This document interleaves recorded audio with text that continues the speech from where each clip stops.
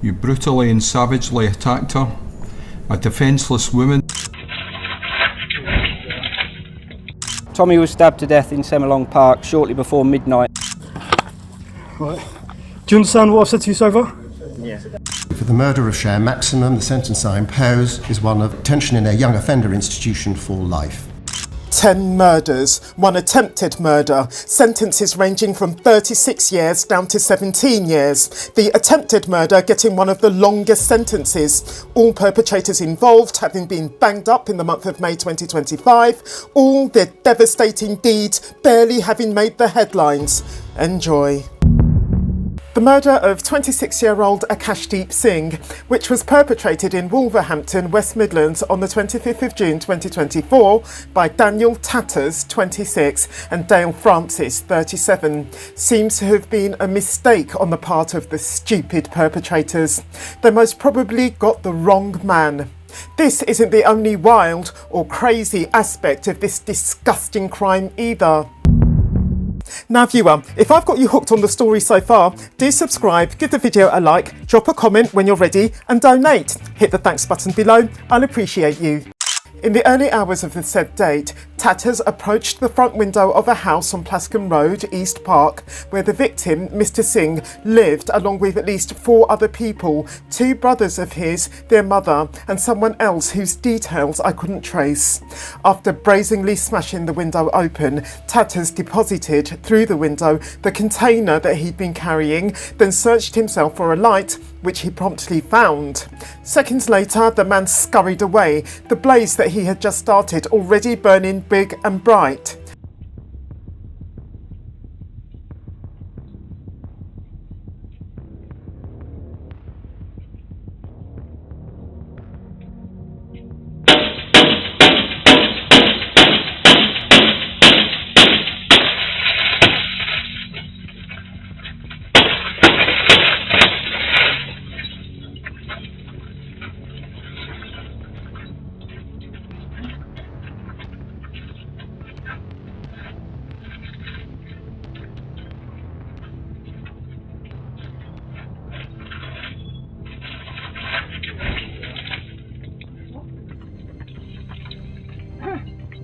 2 hours later, the fire starter had the cuts to his hand that he sustained in his criminal acts treated at a hospital in Stoke-on-Trent, which is 40 miles away from Wolverhampton and is where he and Dale Francis, his driver and lookout, are from.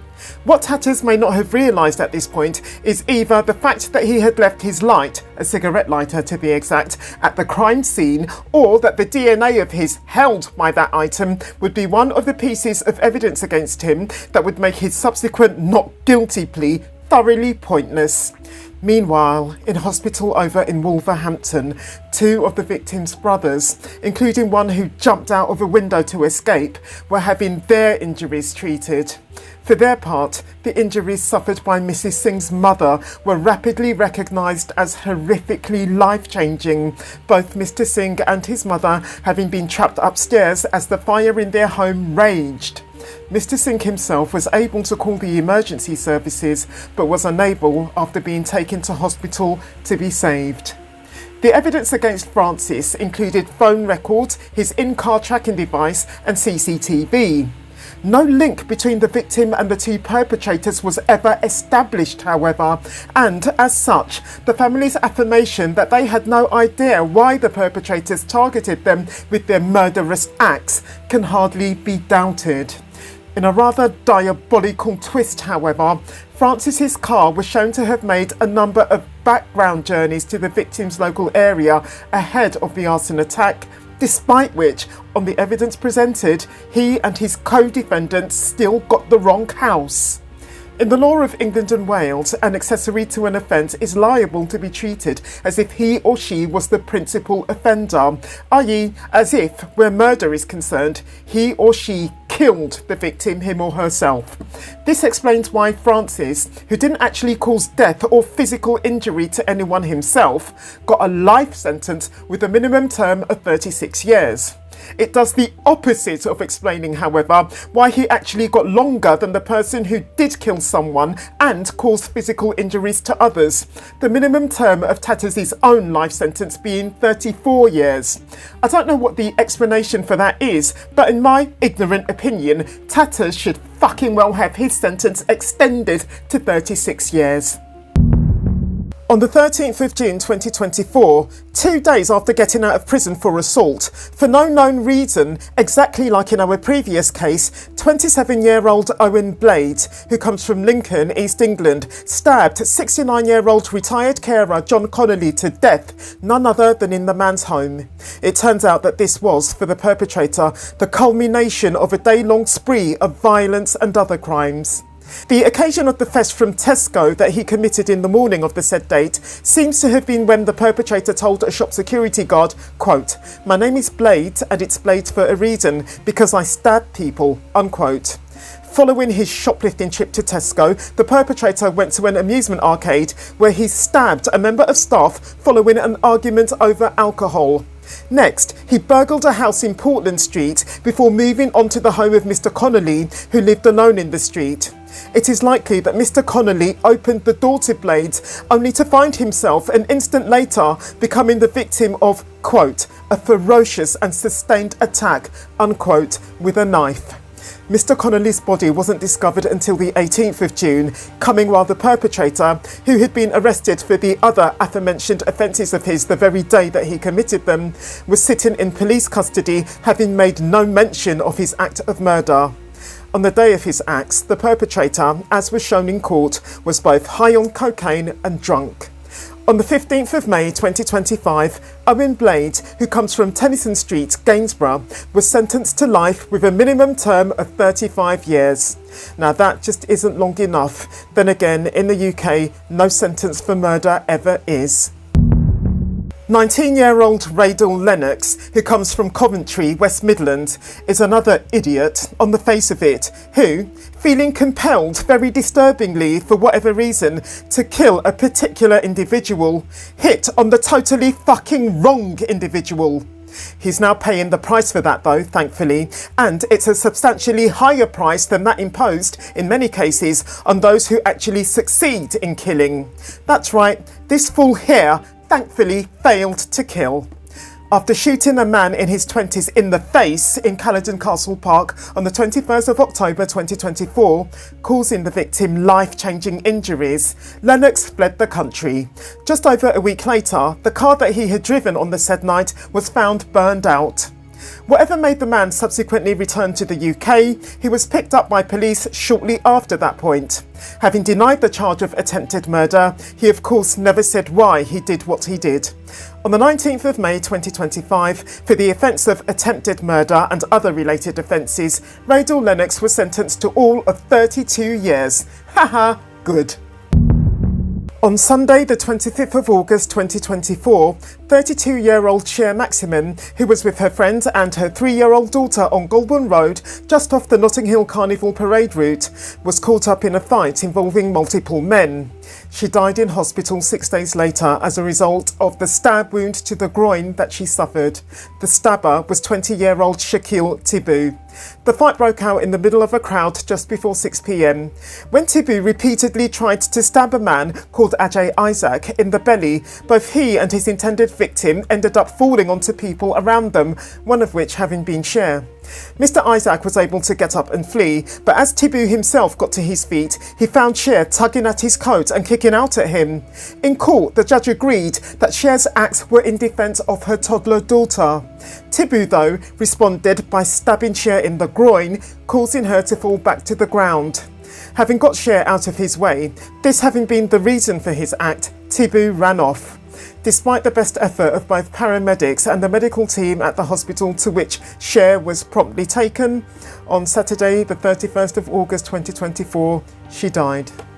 Before Thibou stabbed Shea, Thibou's 2 elder brothers, Sheldon and Cheyenne, were, along with an unidentified male, fighting with Mr. Isaac, Sheldon wielding an illegal stun gun. An officer who tried to intervene to break up the fight, PC Oliver Mort, was assaulted by both Sheldon and Shakeil. And yet, it turns out that this fight was the offshoot, if you will, of some preceding violence from a few moments before, which had had nothing to do with any of the brothers. They all just jumped in on that initial violence. Moreover, the knife that Thibou was using wasn't even his. Having set out for Carnival unarmed, he had, at some point, somehow come into possession of the weapon, which police later found at his address. This shows a lack of premeditation on the perpetrator's part, but this is fully outweighed by the murderous intent that the youth demonstrated when, with the knife in his hand ready for use, he came towards Mr. Isaac and then, fatally, towards Cher. At the time of these two acts, Thibou was drunk and may also have been under the influence of weed. His argument communicated in court that he had acted in defence of Sheldon, who was, he said, being attacked by someone with a knife, meaning Mr. Isaac, was easily disproven, Sheldon himself having never made any such claim. Thibou was arrested in the early hours of Tuesday the 27th of August when police officers find him lying under a sleeping bag on the floor of his Hammersmith address. Show me your hands! Show me your hands! Show me your hands! Show me your hands! Show me your hands! I've got one hand. I've got the other. Yep. Right. Get in cuffs. Let me know when you're all sorted. Get him in cuffs. Yeah, give me a set of cuffs, please. Yeah, cuffs. Cheers. Do the top one first. Take your time. Let me know when you're all secure, alright? Gonna sit him up. Good job, sit up, mate.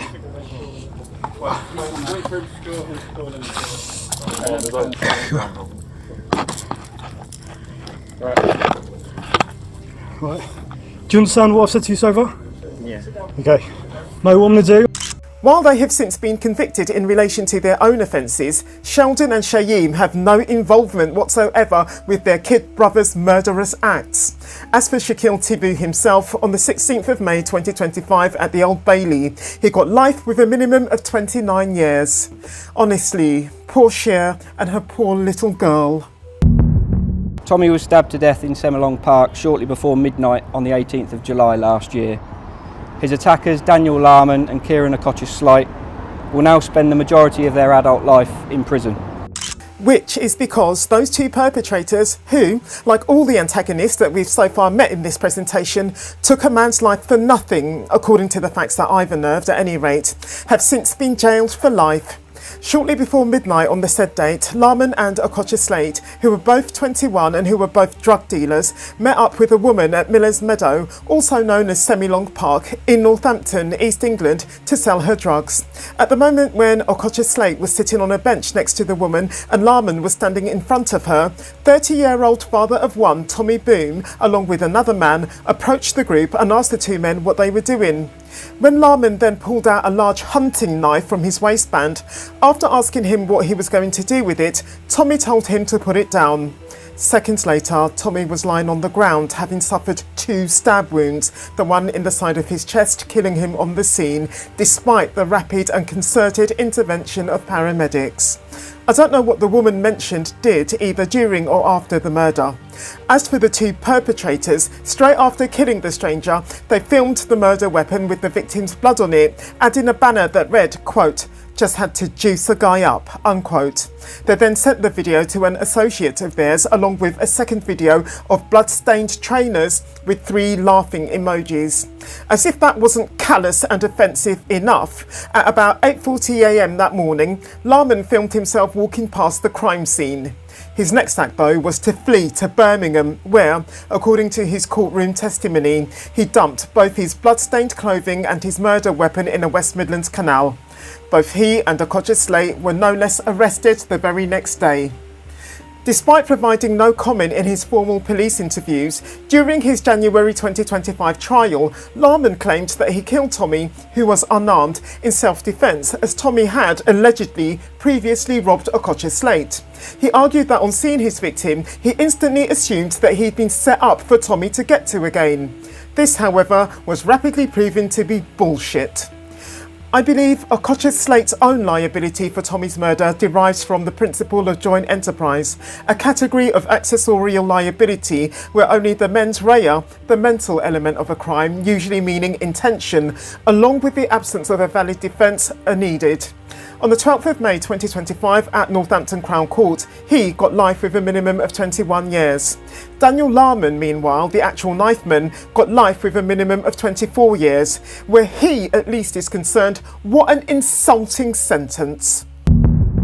Just before midnight on the 1st of August 2023, 21-year-old Abdirahman Ibrahim from Birmingham, West Midlands, rammed 22-year-old cyclist Liam Jones to death with his Seat on Moat Lane, Sheldon. One of the 3 passengers in Ibrahim's car at the time of his act was his 20-year-old brother Abdullahi, whose reaction to his older brother's expression of irritation at Liam's doing a stand-up wheelie on his e-bike in front of the Seat when Ibrahim drove along Coventry Road, I can't say. That, you see, appears to have been Ibrahim's motive, if his irritation can truly be called such, for his act. Wanting to teach Liam a lesson then, Ibrahim rapidly changed direction in order to start chasing both Liam and his companion, Tayson Johnson, as he did, all 3 ending up on Moat Lane. On this road, the perpetrator rammed Liam twice, causing him, on the second occasion, to be thrown to the ground and then to die shortly after from the injuries that he had sustained. In court, the perpetrator's explanation that his pursuit of the victim was, in fact, a consensual race with him was torn to shreds. Moreover, with all due cowardice, after his act, with full awareness shared with Abdullahi that his victim was seriously injured, Ibrahim toddled off home, casually stopping into a shop on the way as if nothing had happened. Abdullahi, meanwhile, took the car from the Golden Hillock Sports Ground, where Ibrahim had disembarked from it, and hid it in Hinchton Street near the Jewellery Quarter. As this was miles away from where he and his brother lived, he then got home by taxi. Of the 34 months that Abdullahi got at Birmingham Crown Court on the 12th of May 2025 for assisting an offender, his sentence coming after his conviction from February 2025, he only has to do 40% in prison unless he fucks up and gets himself kept in. For his part, Abdirahman Ibrahim, who was sentenced with his brother, is now serving the stupidly short 22-year minimum term of his life sentence for murder. On the 27th of June 2024, 36-year-old Maxine Clark, who came from Ridley in Glasgow, Scotland, suffered 51 separate injuries in a vicious attack that rapidly claimed her life. Her attacker was none other than her boyfriend, 33-year-old Mark Keel. Being subject, no less, to non-harassment orders banning him from approaching or contacting 3 of his former partners, in June 2022, Keel was jailed for domestic violence. Deemed a high-risk offender, in 2023 the man was ordered to attend the Caledonian programme, a course designed to rehabilitate male perpetrators of domestic abuse. Keel hardly ever went though, and then, sometime after that, he openly flouted a court-imposed community payback order. When, in January 2024, the man was given a 12-month supervision order as well as an 18-week nighttime curfew, he was 12 months into what would be his 18-month relationship with Maxine. Even though the perpetrator had moved, shortly before his act of murder, into his girlfriend's home, Maxine had told her friends that she was too scared to go to the police about her boyfriend's persistent violence towards her. This having long since become an ugly fact of her relationship with Keel, the mother of 4 having previously had the black eyes, the grab marks around her neck and the injury to her jaw to prove it. Keel punched, kicked and stamped his girlfriend to death, even leaving imprints of his shoes on her leg. It's not clear what, if anything, provoked his act, but it is known that he was drunk when he perpetrated it. Having pled guilty to Maxine's murder on the 27th of May 2025 at Glasgow High Court, Mark Keel got life with a minimum of 22 years, which, as I say, is way too short.